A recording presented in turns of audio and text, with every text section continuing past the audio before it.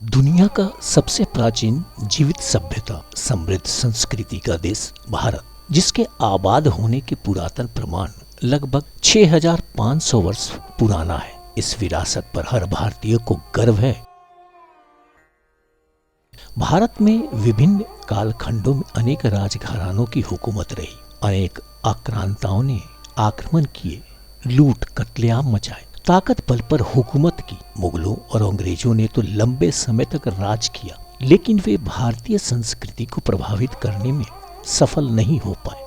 अपने नवीन कार्यों में हम भारतीय स्वतंत्रता संग्राम इतिहास की कुछ अनसुनी, अनबुझी, सच्ची घटनाएं, कहानियों को लेकर आपके समक्ष पुनः आए हैं, जो इतिहास के पन्नों में कहीं सिमट कर रह गई हैं, या जिसे इतिहासकारों ने महत्व ही नहीं दिया, नजरअंदाज किया।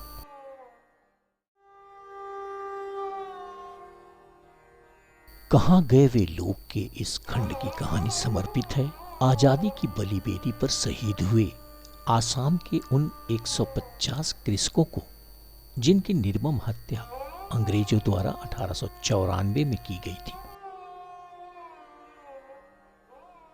भारत के स्वतंत्रता संग्राम की इस क्रूर घटना की यादें दारंग जिले में गुवाहाटी से लगभग 45 किलोमीटर दूर पथारी घाट कस्बे में आज भी दफन है, जहां 1894 में सैकड़ों किसानों की नृशंस हत्या की गई थी, जो इतिहास में पथारी घाट विद्रोह के नाम से दर्ज है। भारतीय इतिहास में ब्रिटिश औपनिवेशिक कालखंड में फसल राजस्व से उत्पन्न कृषक विद्रोह के अनेक विवरण मिलते हैं, किंतु निचले आसाम के दरांग जिले में पथारी घाट के किसानों के ब्रिटिश साम्राज्य के खिलाफ किए गए विद्रोह को विशेष तवज्जो नहीं दी गई। निचले आसाम में किसानों के आक्रोश की शुरुआत होती है वर्ष 1833 में ब्रिटिश औपनिवेशिक सरकार द्वारा दारंग जिले में हल कर लगाने से। औपनिवेशिक सरकार ने क्षेत्र में कृषकों के प्रत्येक हल के बदले 3 रुपये का कर निर्धारित किया और लगभग 41,000 रुपये एकत्रित किए। संग्रहकीय रकम से उत्साहित अंग्रेज अधिकारियों ने बाद में कर को बढ़ाकर 5 रुपया कर दिया। पहले से ही आर्थिक बोझ से दबे किसानों के लिए यह अतिरिक्त बोझ असहनीय हो गया। दारंग के किसानों ने इस अनुचित और अवैध कर का भुगतान न करने का निर्णय लिया। कर भुगतान के लिए ब्रिटिश अधिकारियों के बढ़ते दबाव के बाद किसानों के पास विद्रोह के अलावा कोई दूसरा विकल्प नहीं बचा।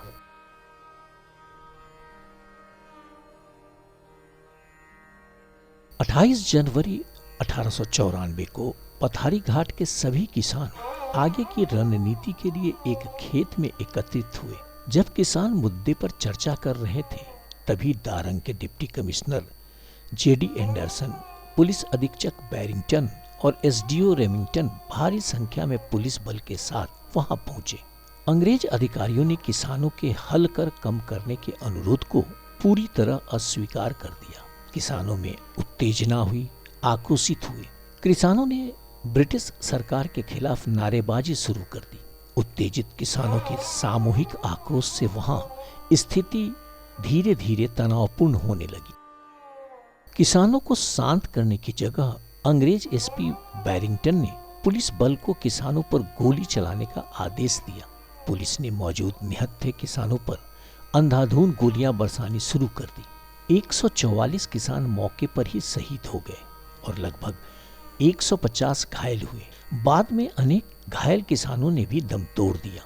कुछ अपुष्ट दस्तावेजों के अनुसार 150 से भी अधिक किसानों की उस दिन निर्मम हत्या हुई थी। राज्य और देश के बाकी हिस्सों में इस निर्मम हत्या से होने वाले विद्रोह की आशंका से घबराए अंग्रेज अधिकारियों ने सिर्फ इस घटना को ही नहीं दबाया, बल्कि आनन फानन में मारे गए सभी किसानों के शवों को उसी खेत में गड्ढा खोदकर दफन कर दिया। अंग्रेजों के पिट्ठू भारतीय इतिहासकारों ने भी अंग्रेजों द्वारा किसानों पर किए इस नृशंस हत्या को छिपाकर अपनी वफादारी निभाई, जिस कारण आज भी इस नरसंहार से आम भारतीय अनभिज्ञ है। किसानों के इस बलिदान को याद करते प्रत्येक वर्ष 28 जनवरी को स्थानीय लोग शहीद दिवस मनाते हैं।